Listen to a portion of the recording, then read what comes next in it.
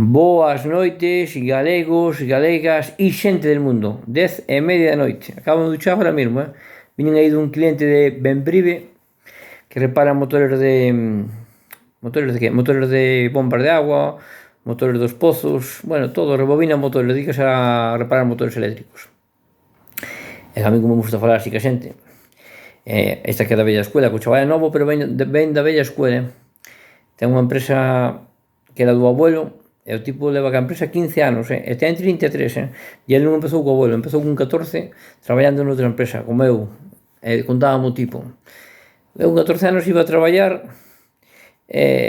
botaba horas, macho, cobraba unha merda, sin seguro, sin nada, pero aprendí un oficio, eu non estou arrepentido, aprendí un oficio, pero daquela tamén cobrabas pouco, pero rendían os cartos. Pero agora, ven un empleado para aquí, non sabe facer nada, se non sabe facer nada, estás jodido. Entre o que tens que pagar de dereitos, vacacións e todo, non che dá para ter un empleado. Se terás un profesional, o que tens que pagar que che marca a nómina dun profesional neste oficio, gana máis que a min. Entón, prefiro non ter nadie, estou solo aquí, dicimo tipo. Levo un par de anos a sola, é moito mellor.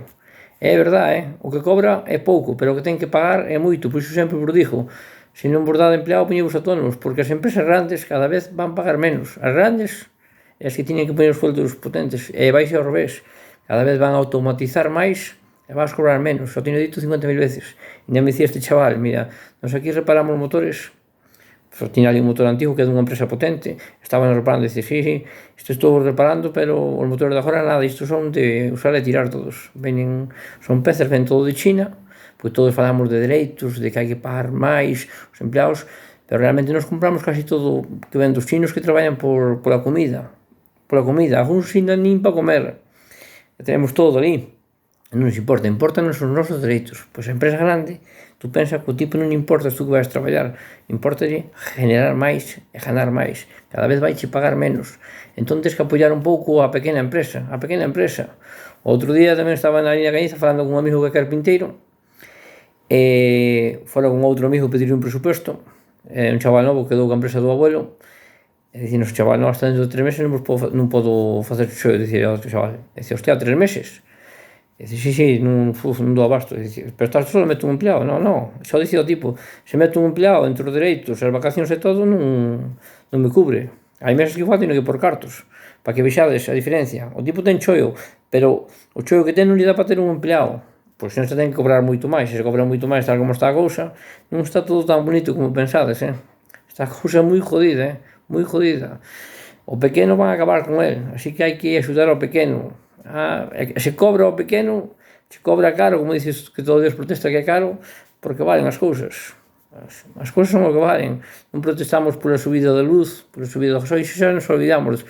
Diso todo xa nos olvidamos, e agora van quitar a axuda do gasoil, pero xa queda todo estabilizado, Diso xa nos acordamos máis, da luz tampouco, cantos millóns de euros se ingresan aí cada mes a conta diso, Pero sí que nos importa que vamos ao carpinteiro, porque logo este que iba comigo, que é colega meu, é colega do tipo, pediu un presupuesto para lacar unhas portas. Entón, o tipo, non sei, debe un presupuesto, o tipo parecía caro, non? Entón, cando montou comigo no coche, dicía, me cago en diola, pediñe para lacar unhas portas, mira que precio me deu. Entón, dije eu, hostia, como que precio che deu? O tipo é autónomo, cobra o que quere. Aquí todo Dios protesta, monta tú e ponte tú a lacar as portas, laca túas portas, nada te obliga a ir onde ele. O tipo pensas que se non tuver choio, che iba a cobrar, se non tuver choio, cubreche máis barato, se lle dá.